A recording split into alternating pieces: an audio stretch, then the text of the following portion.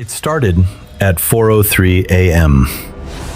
Not with an explosion, not with a warning, but with absence. The power didn't flicker. There was no surge. It just stopped. 1 second, the room had shape. The next, it didn't. And in that moment, something else disappeared too. Sound. No hum from the fridge, no distant cars, no wind pressing against the walls. It was the kind of silence that feels intentional, like something had muted the world. I remember sitting up slowly, waiting for it to come back. It didn't. So I reached for my phone. Black screen. No battery symbol.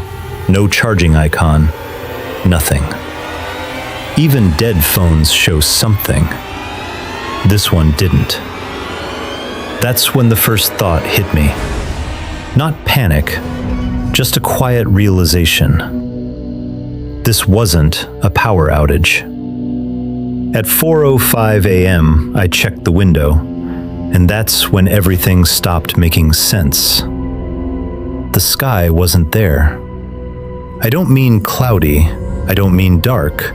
I mean, gone. No stars, no moon, just a flat, endless black surface stretching in every direction. Like something had been placed above us, something too large to understand. I remember blinking because my brain kept trying to fix it, to fill in the missing pieces. But it couldn't. Because there was nothing to fill. At 4:07 a.m., something turned on. Not in the room, behind me. The radio, an old one, battery-powered. I hadn't touched it in years, but now it was alive. Static at first, then a voice. Calm.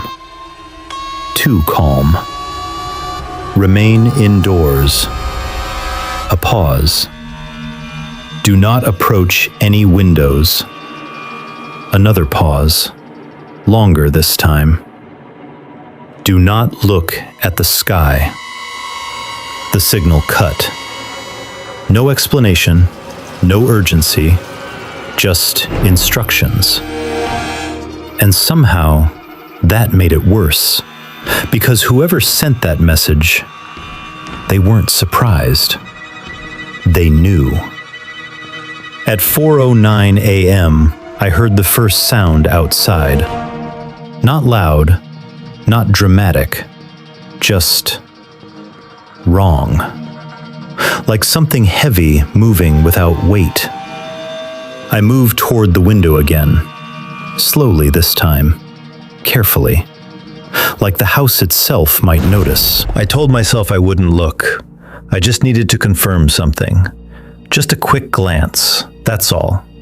I lifted the curtain, barely an inch, and something above moved. Not fast, not aggressive, but aware. Like it had been waiting for someone to look first. I dropped the curtain immediately. Heart racing now, too fast, too loud for how quiet everything else was. And then I realized something worse. That movement, it didn't react to noise. It reacted to attention. At 4:11 a.m., the floor vibrated. Soft at first, like something distant, but it didn't fade. It grew, slow, steady, controlled. Not like an earthquake, more like something adjusting its position, landing without impact. That's when the second broadcast came through.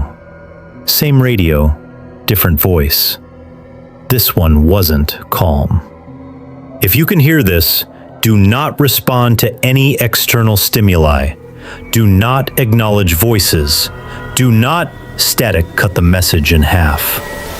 And right after it ended, I heard it, a voice. outside my door. Soft, familiar. Hey. I froze because I knew that voice. Everyone does. It was perfectly chosen, perfectly shaped. Open the door. Same tone, same warmth, same person that shouldn't be there. I didn't answer. Couldn't. The voice came again, closer this time. Not louder, closer. We know you're inside. Not I, we. That's when something touched the door. Not knocking, not scratching, tapping. 3 slow taps, perfectly spaced, like it was learning rhythm. At 4:14 a.m., I backed away, step by step, trying not to make a sound. But the house betrayed me. A single creak, small, but enough. The tapping stopped completely, and in that silence, I felt it. Attention, focused, direct, like whatever was outside had just found me. The voice changed after that, still familiar, but wrong now. The tone stretched slightly. The pauses weren't human anymore. You should open the door. Like it was assembling language in real time, testing it, refining it. At 4:16 a.m., I made a mistake. I looked at the window again, this time longer, and I saw them. Not one, many. Shapes suspended in the sky. Massive, silent, perfectly still, but not empty.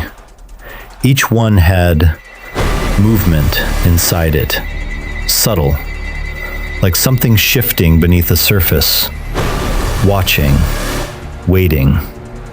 And then one of them moved, not across the sky, closer, without distance, like space itself didn't apply to it. And for a second, I felt something inside my head. Not a voice, not words, just recognition. Like it had noticed me specifically. I pulled away from the window, too late, because the tapping at the door started again. Faster now, less controlled, more certain. It wasn't learning anymore. It had learned enough. At 4:18 a.m., the handle moved, just slightly. A test, a confirmation. Locked. But that didn't stop it, because the voice didn't ask anymore. It told me, "You will open this." And I believed it. Not because I wanted to, but because something inside me was starting to agree. That's when I understood the worst part. This wasn't an invasion. There were no weapons, no destruction, no war. This was something else, something quieter. They weren't here to destroy us. They were here to access us, to understand us from the inside. At 4:20 a.m., the radio turned on again. One last message, barely audible. If you are still yourself, do not let them synchronize with you. Eye contact initiates. Static swallowed the rest. But I already knew what it meant, because I had looked. And now, something was different. The room felt smaller, not physically, mentally. Like my thoughts weren't entirely mine anymore. Like something was listening from the inside. The tapping stopped, completely. No footsteps, No movement. Nothing. And somehow, that was worse.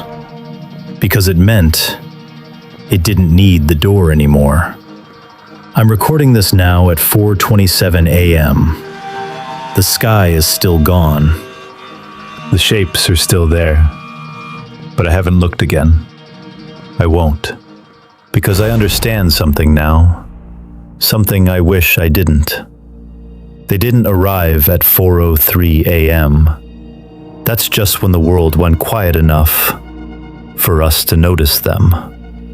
They were already here, long before the sky disappeared, long before the broadcasts, long before we thought to be afraid. And the voice outside my door, it's gone now, but something else replaced it. Something quieter, something deeper.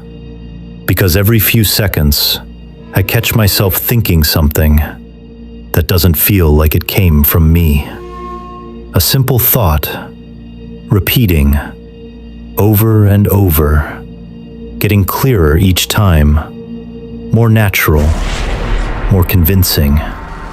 It says, "Open the door." And I don't know how much longer that thought will stay not mine.